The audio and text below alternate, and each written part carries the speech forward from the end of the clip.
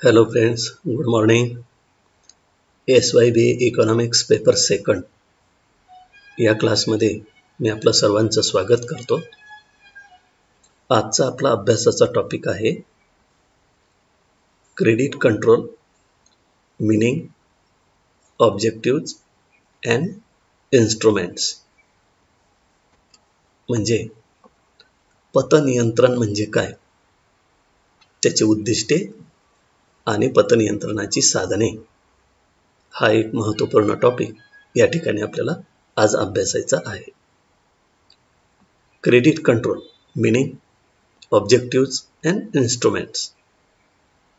विद्यार्थी मित्रांनो, गेल्या लेक्चरला आपण व्यापारी बँका पतपैसा कशा निर्माण करतात आणि या व्यापारी बँकांच्या पतनिर्मितीच्या प्रक्रियेवर रिझर्व्ह बँकेच्या कशा मर्यादा पडतात त्याचा अभ्यास आपण सविस्तर केला होता. आज आपण व्यापारी बँका ज्या मोठ्या प्रमाणावर पतपैसा निर्माण करतात, या व्यापारी बँकांच्या भूमिकेमुळे देशामध्ये एकूण चलनाच्या पुरवठ्यामध्ये वाढ होत असते आणि देशामध्ये एकूण चलनाचा पुरवठा जर वाढला तर देशामध्ये भाववाढ होत असते. आणि म्हणून भारतातील रिझर्व्ह बँक जी आहे, या रिझर्व्ह बँकेची क्रेडिट कंट्रोल पॉलिसी कशी असते, हे क्रेडिट कंट्रोल, रिझर्व्ह बँक आपलं क्रेडिट कंट्रोल कशी करते. तर देशातील एकूण चलनाचा पुरवठा म्हणजे काय? रिझर्व्ह बँकेने तयार केलेलं चलन अधिक व्यापारी बँकांनी तयार केलेलं पतचलन, याला देशातील एकूण चलनाचा पुरवठा असं म्हणतात. म्हणजे कोणत्याही देशाच्या एकूण चलनाच्या पुरवठ्यामध्ये त्या देशातील मध्यवर्ती बँकेने तयार केलेलं कायदेशीर चलन, लीगल मनी, आणि त्या देशातील व्यापारी बँकांनी तयार केलेला पतपैसा, हे दोन्ही मिळून देशातील एकूण चलन होत असतं किंवा एकूण चलनाचा पुरवठा होत असतो. आणि या एकूण चलनाच्या पुरवठ्यामध्ये आज मोठ्या प्रमाणावर व्यापारी बँकांनी तयार केलेलं पतचलन मोठ्या प्रमाणात वापरलं जातंय. व्यापारी बँकांचा हेतू नफा मिळवणे हा असल्यामुळे ते मोठ्या प्रमाणावर कर्ज पुरवठा करून पतपैसा निर्माण करत असतात. आणि व्यापारी बँकांनी जर मोठ्या प्रमाणात पतपैसा निर्माण केला तर देशामध्ये एकूण चलनाचा पुरवठा मोठ्या प्रमाणावर वाढतो. आणि जेवढा देशामध्ये चलनाचा पुरवठा वाढेल तेवढं देशामध्ये आपल्याला भाववाढ होताना दिसते. आणि म्हणून व्यापारी बँका ज्या मोठ्या प्रमाणावर नफा मिळवण्यासाठी पतपैसा निर्माण करतात, पतपैशाची निर्मिती करतात, या व्यापारी बँकांच्या पतनिर्मितीच्या प्रक्रियेवर रिझर्व्ह बँकेने आणलेलं नियंत्रण म्हणजे पतनियंत्रण होय. म्हणजे कोणत्याही देशातील मध्यवर्ती बँक जी आहे ती देशाच्या आर्थिक विकासाच्या दृष्टिकोनातून फार महत्त्वाची असते आणि ती महत्त्वाची कार्य करते. रिझर्व्ह बँकेचे अनेक कार्य आहेत, तो या ठिकाणी आपल्याला अभ्यासाला भाग नाहीये. तर रिझर्व्ह बँकेच्या अनेक कार्यांपैकी पतनियंत्रण करणे हे रिझर्व्ह बँकेचं हे एक अतिशय महत्त्वाचं कार्य. काही अर्थशास्त्रज्ञ तर असं म्हणतात की भारतामध्ये रिझर्व्ह बँकेची स्थापना जर झाली असेल तर ती पतनियंत्रण करण्यासाठी, इतकं ते महत्त्वाचं कार्य आहे. तर रिझर्व्ह बँक आपलं पतनियंत्रणाचं कार्य कशी करते, त्यासाठी कोणकोणती साधनं वापरते आणि कशा पद्धतीने देशातील एकूण चलनाचा पुरवठा हा नियंत्रित करून देशातील भाववाढ ही आटोक्यात आणत असते, हे अतिशय महत्त्वाचं कार्य रिझर्व्ह बँक ही कशी करत असते ते आपल्याला या ठिकाणी अभ्यासायचं आहे. आणि ते आहे पतनियंत्रण. म्हणून पतनियंत्रणाचा काय अर्थ आहे, असं पतनियंत्रण रिझर्व्ह बँक का करते, त्याची उद्दिष्टे कोणती, आणि हे पतनियंत्रण करण्यासाठी प्रत्यक्षात रिझर्व्ह बँक कोणकोणती साधनं वापरते, ती किती प्रकारची आहेत, याचा अभ्यास या ठिकाणी आपण सविस्तर करतो आहे. तर कोणत्याही देशामध्ये एकूण चलनाचा पुरवठा किती असावा, देशातील एकूण चलनाचा पुरवठा किती असावा हा महत्त्वाचा प्रश्न आहे. एखाद्याला जर आपण विचारलं की देशामध्ये किती चलन असलं पाहिजे, किती चलनाचा पुरवठा सरकारने किंवा रिझर्व्ह बँकेने केला पाहिजे, तर सर्वसाधारण व्यक्ती असं म्हणेल की देशामध्ये खूप पैसा छापला पाहिजे, खूप मोठ्या प्रमाणावर पैसा निर्माण केला पाहिजे आणि तो गरिबांना वाटून दिला पाहिजे की जेणेकरून देशामध्ये कोणीही गरीब राहणार नाही. परंतु असं जर झालं, खूप मोठ्या प्रमाणावर पैसा छापला आणि तो लोकांना वाटून दिला, तर देशामध्ये पैशाची संख्या वाढेल, परंतु देशामध्ये त्या प्रमाणात वस्तू व सेवा जर वाढल्या नाही, तर मग पैसा जास्त आणि वस्तू कमी, याच्यामुळे भरमसाठ अशी भाववाढ होईल. पैशाचं महत्त्व कमी होईल, त्यामुळे पैशाचं मूल्य, पैशाची खरेदी शक्ती देखील कमी होईल. बघा ना, आज तेच झालंय. भारतीय अर्थव्यवस्थेमध्ये तरी नियोजन काळामध्ये सरकारने आपला खर्च भागवण्यासाठी जेव्हा जेव्हा पैशाची गरज पडली त्या वेळेला मोठ्या प्रमाणावर तुटीचा अर्थभरणा केलाय, नवीन चलनवाढ केली आणि त्यामुळे पैसा मोठ्या प्रमाणावर वाढला. आणि पैसा मोठ्या प्रमाणावर वाढल्यामुळे आज पैशाचं मूल्य इतकं कमी झालं आहे, पैशाची खरेदी शक्ती आज इतकी कमी झाली आहे की पिशवेभर पैसे बाजारात न्यायचे आणि मूठभर वस्तू आणायच्या, अशा प्रकारची परिस्थिती निर्माण झालेली. असं म्हटलं जातं, पूर्वीचे वृद्ध लोक असे म्हणतात की आमच्याकडून आमच्या काळामध्ये 10 रुपयाचा बाजार धरला जात नव्हता. म्हणजे त्यावेळेला 10 रुपयाचं मूल्य हे खूप होतं. 10 रुपयाची पर्चेसिंग पॉवर, खरेदी शक्ती खूप होती. आज मात्र 100 रुपयात सुद्धा आपल्याला काहीच वस्तू मिळत नाही. म्हणजे 10 रुपयाचं जेवढं मूल्य होतं तेवढं आज 1000 रुपयाचं मूल्य आहे. म्हणजे एवढं पैशाचं मूल्य कमी झालं आहे, एवढं पैशाचं महत्त्व कमी झालंय. तर ते का? कारण भरमसाठ प्रमाणामध्ये देशामध्ये चलनवाढ झाली. मोठ्या प्रमाणावर पतपैसा निर्माण करून पैशाचा पुरवठा देशामध्ये वाढलेला आहे. आणि हा देशातील एकूण चलनाचा पुरवठा जो आहे, हा जर नियंत्रित केला नाही, हा आटोक्यात आणला नाही, तो मर्यादित पैसा ठेवला नाही, कमी प्रमाणात पैसा हा निर्माण केला गेला नाही, तर देशामध्ये मोठ्या प्रमाणावर भाववाढ होत असते. त्याच्यामुळे पैशाची किंमत ही कमी होत असते. आणि आपल्या पैशाची किंमत कमी झाली तर त्याची तुलना जेव्हा आपण परकीय देशाशी करतो, तर तेव्हा आपला विनिमय दर जो आहे, दोन देशातील चलनाचा अदलाबदलीचा दर, एक्सचेंज रेट, विनिमय दर, हा सुद्धा त्या ठिकाणी मोठ्या प्रमाणावर आपलं चलनाच्या डिव्हॅल्युएशन होत असतं. परकीय देशाच्या चलनाजवळ आपल्या पैशाचं प्रमाण खूप मोठ्या प्रमाणावर मोजावं लागतं. जसं की आज आपल्याला 75 रुपये बरोबर $1 अशी किंमत मोजावी लागते. म्हणजे $1 मिळवण्यासाठी आपल्याला 75 रुपये मोजावे लागतात. म्हणजे अशा पद्धतीचे दुष्परिणाम आपल्याला चलनवाढीचे किंवा चलनाचा पुरवठा वाढला तर अशा प्रकारचे दुष्परिणाम आपल्याला दिसून येतात. तेव्हा देशातील एकूण चलनाचा पुरवठा नियंत्रित करणे हे सरकारचं म्हणजे रिझर्व्ह बँकेचं अतिशय महत्त्वाचं कार्य आहे. रिझर्व्ह बँकेचं हे खास कार्य आहे, पतनियंत्रण करणे. तर हे पतनियंत्रण, क्रेडिट कंट्रोल रिझर्व्ह बँक कशी करते, म्हणजे कायदेशीर पैसा किती असावा हे तर रिझर्व्ह बँकेच्या हातात आहे. रिझर्व्ह बँक वाटेल त्या प्रमाणामध्ये हा जो खरा पैसा आहे, या ज्या नोटा आहेत, चलने आहेत, हे किती छापायचं, किती निर्माण करायचं, हे रिझर्व्ह बँकेला तो अधिकार आहे, ती कंट्रोल करून घेईल.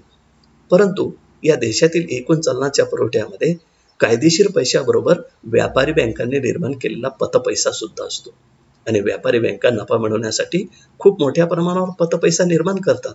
या व्यापारी बँकांच्या पतनियंत्रणाच्या या कार्यावर, या प्रक्रियेवर रिझर्व्ह बँक कशा पद्धतीने नियंत्रण आणते, कशा पद्धतीने अंकुश ठेवते, कसं कंट्रोल करते, हा भाग या ठिकाणी आपण अभ्यासत आहोत. त्याला पतनियंत्रण असं म्हणतात.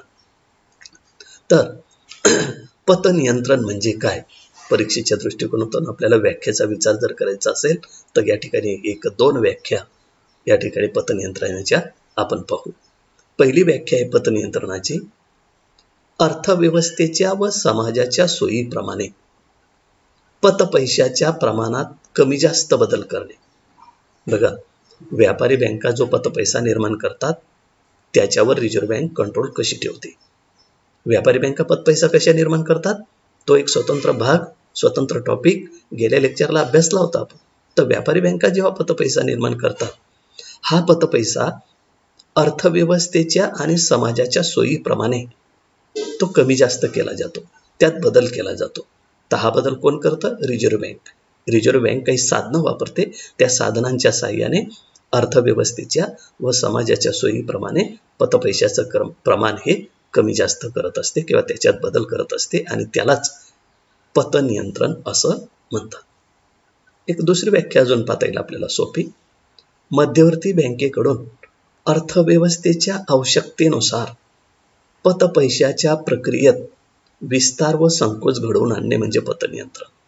म्हणजे अर्थव्यवस्थेची नेमकी किती पैशाची गरज आहे, किती पतपैशाची गरज आहे, अर्थव्यवस्थेची नेमकी आवश्यकता किती आहे, त्यानुसार देशामध्ये पतपैशाचा विस्तार किंवा संकोच करणे. विस्तार म्हणजे वाढवणे, संकोच म्हणजे कमी करणे, त्याच्यात घट करणे.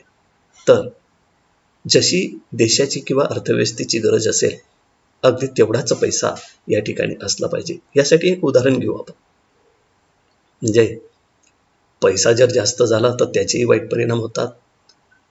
अर्थव्यवस्थेमध्ये पैसा कमी असेल, पैशाचा पुरवठा कमी असेल तरीही त्याचे वाईट परिणाम, दुष्परिणाम होतात. उदाहरणार्थ, आपल्या गाडीच्या टायरमध्ये जी काही आपण हवा भरतो, त्या टायरमध्ये हवा जर कमी असेल तरी आपल्याला समस्या निर्माण होऊ शकते आणि त्या टायरमध्ये प्रमाणापेक्षा जास्त हवा असेल तरी सुद्धा आपल्याला समस्याला तोंड द्यावं लागेल. तर तेव्हा जेव्हा आपण टायरमध्ये हवा भरतो तर तेव्हा मशीनद्वारे ऑटोमॅटिक जे काही प्रमाण आवश्यक आहे, समजा 30 एवढं प्रमाण त्या टायरमध्ये हवेचं पाहिजे, तेव्हा त्या टायरमध्ये 30 पेक्षा जास्त हवा असेल तर ती काढून घेतली जाते आणि कमी असेल तर ती हवा भरून दिली जाते. अगदी तसंच आहे की अर्थव्यवस्थेच्या आवश्यकतेनुसार अर्थव्यवस्थेच्या या चाकामध्ये हवा किती भरायची, किती पैसा पाहिजे, ते जे प्रमाण आहे ते एक निश्चित केलेलं असतं आणि त्या प्रमाणापेक्षा जास्त पैसा जर वाढला तर देशामध्ये भाववाढ होते, समस्या निर्माण होते आणि कमी असेल तरी सुद्धा समस्या निर्माण होत असते. आणि म्हणून एका विशिष्ट कालखंडामध्ये देशामध्ये किती पतचलन असलं पाहिजे हे ठरवण्याचं काम रिझर्व्ह बँकेचं आहे.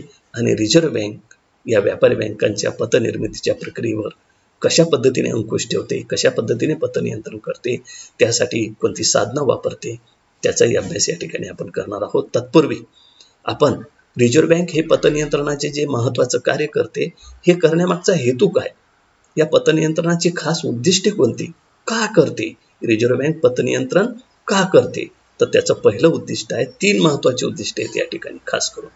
तर पहिलं उद्दिष्ट आहे अंतर्गत किंमत पातळीचे स्थैर्य निर्माण करणे.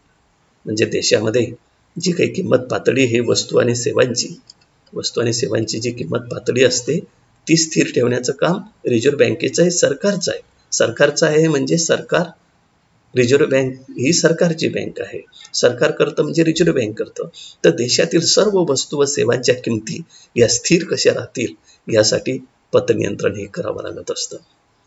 आणि म्हणून जर प्रमाणापेक्षा पैसा जास्त झाला तर देशामध्ये किंमत वाढ होते आणि देशामध्ये प्रमाणापेक्षा पैसा कमी झाला तर देशामध्ये भावघट होते, किमती कमी होतात. तर त्याला आर्थिक अस्थैर्य असं म्हणतात. आणि म्हणून देशामध्ये वस्तू सेवांच्या किमती ज्या आहे त्या आटोक्यात ठेवणे किंवा त्या किमती स्थिर ठेवणे हे सरकारचं म्हणजे रिझर्व्ह बँकेचं अतिशय महत्त्वाचं कार्य आहे. आणि पतनियंत्रण करून रिझर्व्ह बँक ही देशातील अंतर्गत किंमत पातळी ही स्थिर ठेवत असते. म्हणजे सर्वच वस्तूंच्या किमती या स्थिर कशा राहतील, त्या प्रमाणापेक्षा जास्त कशा वाढणार नाहीत, प्रमाणापेक्षा त्या कमी कशा होणार नाहीत, याच्यासाठी रिझर्व्ह बँक पतनियंत्रणाद्वारे हे उद्दिष्ट साध्य करत असते. पतनियंत्रणाचं दुसरं उद्दिष्ट आहे आर्थिक विकास व आर्थिक स्थैर्य निर्माण करणे. शेवटी रिझर्व्ह बँकेचा महत्त्वाचा उद्देश किंवा रिझर्व्ह बँकेची महत्त्वाची कार्य किंवा भूमिका आहे देशाच्या आर्थिक विकासाला मदत करणे, आर्थिक क्षेत्र सांभाळणे आणि या आर्थिक क्षेत्रामध्ये आर्थिक स्थैर्य प्रस्थापित करणे. आर्थिक स्थैर्य म्हणजे काय, आपण पुढच्या प्रकरणामध्ये याचा खूप सविस्तर अभ्यास करणार आहोत. देशामध्ये तेजी मंदीची चक्र येतात. तेजी म्हणजे भाववाढ, मंदी म्हणजे भावघट.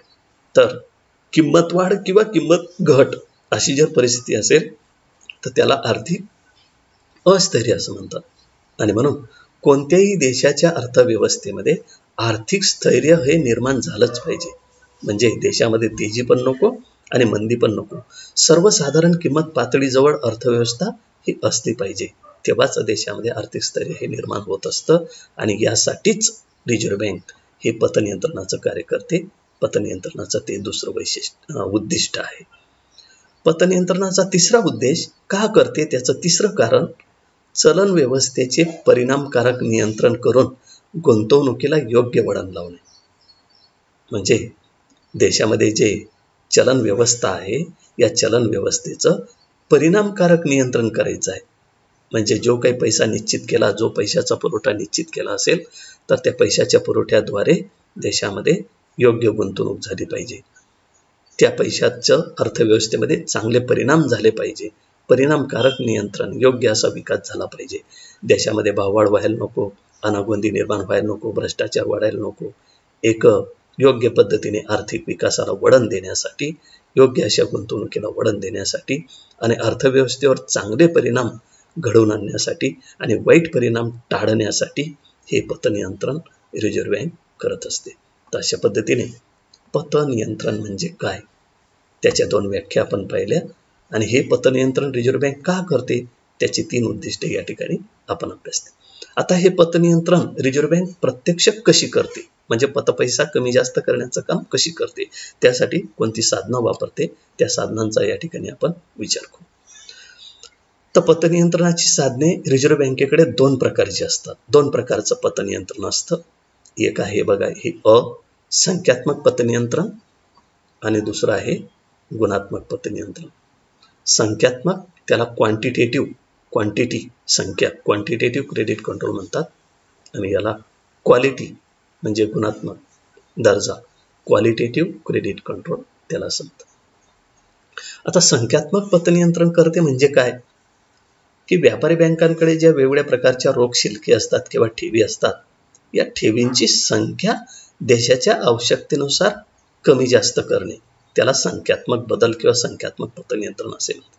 म्हणजे आधी देशातील एकूण पतपैशाचं प्रमाण जे आहे, संख्या जी आहे ती स्थिर करायची, ती जास्त असेल तर कमी करायची, कमी असेल तर ती वाढवायची. म्हणजे जो संख्यात्मक बदल केला जातो तर त्याला म्हणतात संख्यात्मक पतनियंत्रण आणि जो गुणात्मक बदल केला जातो त्याला गुणात्मक पतनियंत्रण म्हणतात. म्हणजे देशामध्ये जो पैसा निश्चित केला असेल की 500 कोटी एवढं चलन योग्य आहे आणि हे 500 कोटी चलनाचं काय होईल तर हे 500 कोटी चलन हे अयोग्य क्षेत्राकडे जाऊ नये, चुकीच्या क्षेत्राकडे ते वाटले जाऊ नये, तर अयोग्य क्षेत्राकडील पैसा योग्य क्षेत्राकडे वळवण्याचं काम ज्या साधनांद्वारे केलं जातं त्याला गुणात्मक पतनियंत्रण असं म्हणतात. गुणात्मक पतनियंत्रण, हे बघा इथं पतनियंत्रण असा शब्द पाहिजे, हा चुकलेला आहे. तर गुणात्मक पतनियंत्रण आणि संख्यात्मक पतनियंत्रण अशी पतनियंत्रणाची 2 प्रकारची साधने आहेत.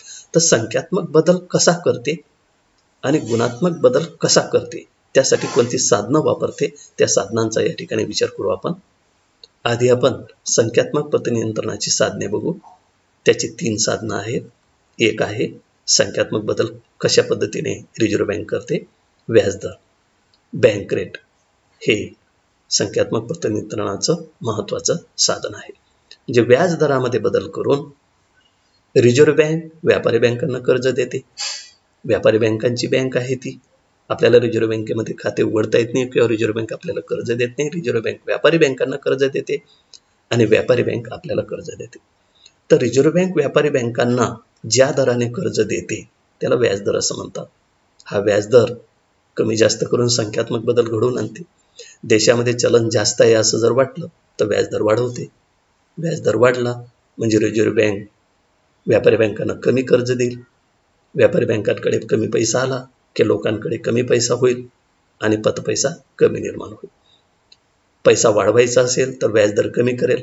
रिझर्व्ह बँकेचा पैसा हा व्यापारी बँकांकडे जाईल आणि व्यापारी बँकांकडून देशातील लोकांकडे मोठ्या प्रमाणावर पैशाचा पुरवठा होईल.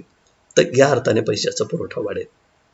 म्हणजे व्याज दरामध्ये बदल करून देशातील एकूण पतपैशाचं प्रमाण कमी जास्त करण्याचं काम रिझर्व्ह बँक करत असते. दुसरं साधन आहे खुल्या बाजारात कर्जरोख्यांची खरेदी विक्री. म्हणजे सरकारला जर वाटलं की देशामध्ये पैशाची संख्या जास्त आहे, ती कमी करायची असेल तर कर्जरोखे विकते आणि हे कर्जरोखे लोकांकडे जातात आणि लोकांकडचा पैसा हा रिझर्व्ह बँकेकडे येतो. म्हणजे देशातील पैसा हा या अर्थाने कमी होतो.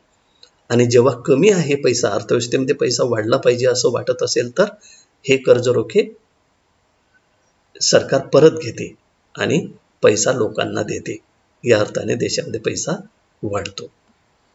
त्यानंतर तिसरं साधन आहे संख्यात्मक बदल करण्यासाठी CRR, कॅश रिझर्व्ह रेशो, राखीव निधीच्या प्रमाणातील बदल. म्हणजे रिझर्व्ह बँक असा एक नियम करते व्यापारी बँकांसाठी की तुम्ही एकूण ठेवीच्या किती टक्के ठेवी रोख स्वरूपात आपल्याकडे ठेवल्या पाहिजेत. जसं मागच्या टॉपिकमध्ये आपण बघितलं होतं की 10% CRR म्हणजे 10% रक्कम आपल्याकडे ठेवायची, 90% कर्ज द्यायचं. तर जेव्हा देशामध्ये पैसा जास्त झाला आहे असं वाटलं, तर तेव्हा CRR वाढवेल की जेणेकरून कमी कर्ज व्यापारी बँकांना देता येईल. रोख पैसा आपल्याकडे जास्त ठेवावा लागेल. आणि पैसा जर तो कमी झाला आहे, वाढवायचा असेल, तर CRR कमी करेल की जेणेकरून व्यापारी बँकांना जास्त कर्ज करता येईल, वाटप करता येईल, कमी पैसा आपल्याकडे ठेवावा लागेल. तर या अर्थाने राखीव निधीच्या प्रमाणात बदल करून देशामध्ये एकूण पतपैशाची संख्या रिझर्व्ह बँक कमी जास्त ही करत असते. तर अशा पद्धतीने संख्यात्मक बदल घडवून आणण्यासाठी रिझर्व्ह बँक या 3 साधनांचा वापर करते. या 3 साधनांना संख्यात्मक पतनियंत्रणाची साधने असं म्हणतात. विद्यार्थी मित्रांनो, या टॉपिकवर आपल्याला वेगवेगळे प्रश्न विचारले जातील. संपूर्ण टॉपिक म्हणजे त्याचा अर्थ, उद्दिष्टे, संख्यात्मक पतनियंत्रण, गुणात्मक पतनियंत्रण, असा सर्व टॉपिक एकाच प्रश्नामध्ये विचारले जाणार नाही. छोटे छोटे प्रश्न आपल्याला विचारले जातील की संख्यात्मक पतनियंत्रण म्हणजे काय, संख्यात्मक पतनियंत्रणाचं टिंबटिंब हे साधन आहे, गुणात्मक पतनियंत्रण म्हणजे काय, त्याचं साधन कोणतं, पतनियंत्रणाचं एक उद्दिष्ट सांगा, किंवा पतनियंत्रण म्हणजे काय, त्याची व्याख्या सांगा. असे वेगवेगळे प्रश्न याच्यावर विचारले जाऊ शकतात. संपूर्ण टॉपिक एकाच प्रश्नामध्ये विचारला जाणार नाही. तर आता बघू आपण गुणात्मक पतनियंत्रण. संख्यात्मक पतनियंत्रण संख्यात्मक बदल कसे करते, हे पतनियंत्रण कशी करते, त्याचं विश्लेषण आपण केलं. आता आपण गुणात्मक पतनियंत्रण बघू. गुणात्मक पतनियंत्रणाची व्याख्या पाहिली आपण की देशामध्ये एका विशिष्ट कालखंडामध्ये देशामध्ये पतपैशाचं प्रमाण निश्चित केल्यानंतर हा पतपैसा योग्य त्या क्षेत्राकडे, योग्य त्या कामासाठी, अर्थव्यवस्थेवर चांगले परिणाम घडवण्यासाठी कसा वापरला जाईल, म्हणजे गुणात्मक पतनियंत्रण होय. हे गुणात्मक पतनियंत्रण करण्यासाठी हा जो पैसा आहे हा योग्य कारणासाठी वापरण्यासाठी सरकार व्यापारी बँकांना कोणकोणते नियम करून देते किंवा कोणकोणती साधनं वापरते. कर्ज व तारण सीमा निश्चित करणे, म्हणजे व्यापारी बँकांनी बचती कशा गोळा करायच्या, त्याच्यावर किती व्याज द्यायचं, कर्ज किती द्यायचं, कोणत्या कामासाठी द्यायचं, कर्ज कसं द्यायचं, तारण किती घ्यायचं, व्याजदर कसा ठेवायचा, परत कसं घ्यायचं, असं सर्वच प्रकारे व्यापारी बँकांनी आपली कार्य कशी करायची याच्यासाठी रिझर्व्ह बँकेने अनेक प्रकारचे नियम केलेले असतात. आणि तसाच हा एक नियम आहे की व्यापारी बँकांनी कर्ज देताना कर्ज व तारण याची सीमा रिझर्व्ह बँकेने निश्चित केलेली असते. त्यानुसारच व्यापारी बँकांना कर्ज वाटप हे करायचं असतं. म्हणजे 1 लाख रुपयाचं कर्ज द्यायचं असेल तर 80,000चं तारण घेतलं पाहिजे, असं जर प्रमाण ठरवलं असेल तर त्या ठिकाणी देशामध्ये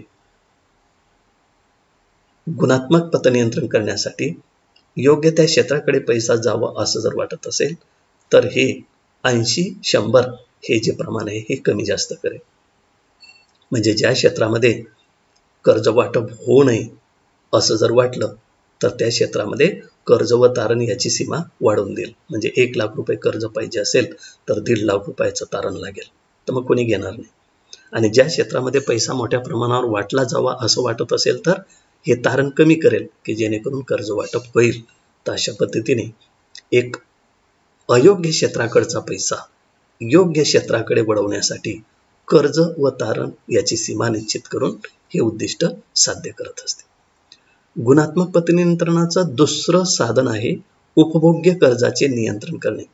जे वेगवेगळ्या उपभोग्य वस्तूंची खरेदी करण्यासाठी व्यापारी बँका जे कर्ज देतात तर या कर्जाचं नियंत्रण करणे. म्हणजे कोणत्या उपभोग्य वस्तू खरेदी करण्यासाठी व्यापारी बँकांनी कर्ज द्यायचं, कोणत्या वस्तूंसाठी देऊ नये, अशी एक नियमावली या साधनाद्वारे रिझर्व्ह बँक करून देत असते आणि त्याद्वारे उपभोग्य कर्जाचं नियंत्रण होत असतं.